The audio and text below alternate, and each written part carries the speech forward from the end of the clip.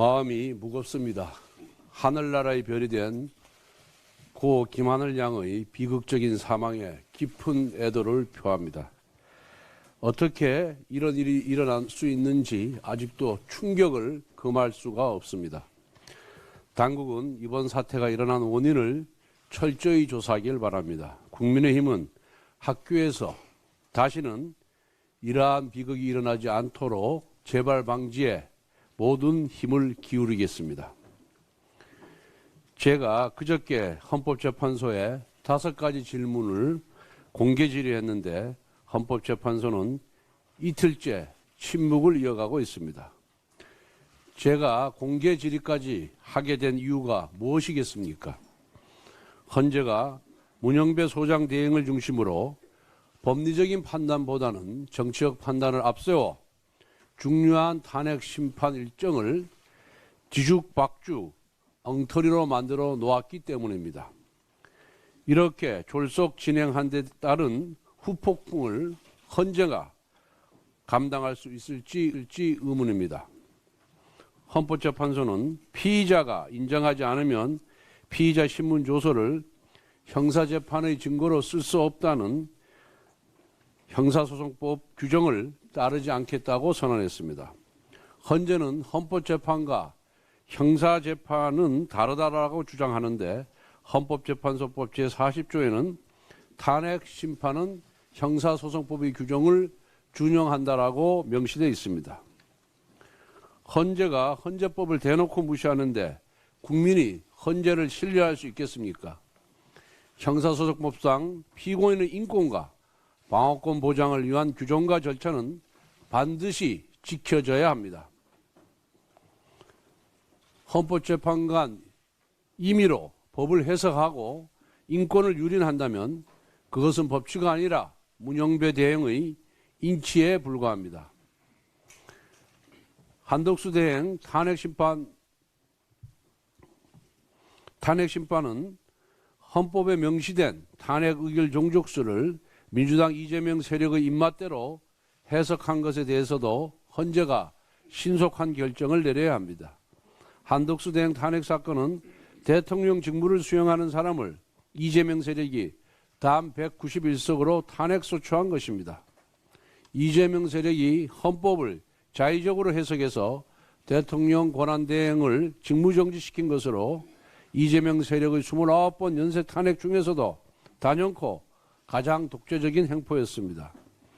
헌재가 의결 종족수 문제에 대한 판단을 회피하면서 민주당 의도대로 한덕수 대행 직무정지를 장기화시키는 것 자체가 이재명 세력의 탄핵 독재에 침묵하고 굴복하는 것입니다. 헌재가 앞으로도 국가적으로 중요한 헌법 심판들을 숱하게 처리할 수 있으려면 헌법재판소의 불공정성과 편파성에 대한 의구심을 해소하기 위한 노력이 필요합니다.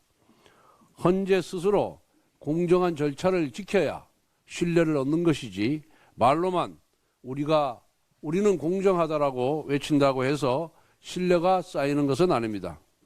오늘 국민의힘은 11시에 헌법재판소를 방문해서 공정성에 대한 신뢰를 제고하기 위한 헌재 스스로의 특단의 노력을 당부할 예정입니다. 그 시작은 한덕수 대행 의결 종족수 문제에 대한 신속한 결론이어야 합니다. 지난 11일 민주당 이재명 대표가 김어준의 뉴스공장에 출연했습니다.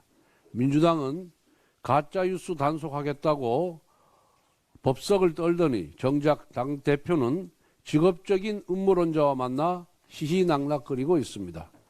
게다가 유튜브에서 이재명 대표는 공직선거법 위반 2심 판결은 3월에 있고 대법원 확정 판결은 2달 안에 불가능하다고 했습니다. 당 대표가 선거법 위반으로 재판받는 것도 부끄러운데 재판 일정을 가늠하며 너스레를 떠는 모습이 참으로 경박하기 짝이 없습니다. 이재명 대표는 재판이 빨리 진행되는 것에 불만이 없다라고 했습니다. 2심에서 불리한 판결이 나오지도 않을 것이라고 했습니다. 그렇게 자신 있는 사람이 왜 소송기록 통지서를 이사불명, 폐문부재로 수령 거부했습니까? 왜 또 위헌법률 심판 제청을 했습니까? 범죄 혐의자가 입으로는 무죄를 주장하면서 반론은 도주하는 꼴입니다. 정치인이 혀와 발이 따로 움직이니 이 얼마나 불우한 짓입니까? 나아가 이재명 대표는 국민적 상식에 어긋나는 결론을 내는 경우는 손가락에 꼽을 정도라고 했습니다. 저 역시 이 말에는 동의합니다. 다만 손가락에 꼽을 정도로 잘못된 판결은 바로 지난 2020년 7월 김명수 대법원이 이재명 대표의 허위사실 공표죄를 처벌할 수 없다는 판결입니다. 그리고 이번 선거법 위반 1심이 2년 2개월이나 걸린 것입니다. 즉 이재명 대표의 존재 자체가 사법부 신뢰 저하의 원인입니다. 만약 김명수 대법원이 법과 원칙에 따라 이재명 대표를 심판하였더라면, 만약 사법부가 선거법 위반 사건의 633 원칙을 준수하였더라면 사법부는 지금보다 더 국민적 신뢰를 받았을 것입니다. 현재 이재명 대표는 8개 사건에서 12개의 혐의로 5개의 재판부에서 재판을 받고 있습니다. 사법부의 공정하고 신속한 재판을 촉구합니다. 법복의 권위는 법과 원칙을 지킬 때 유지될 수 있습니다.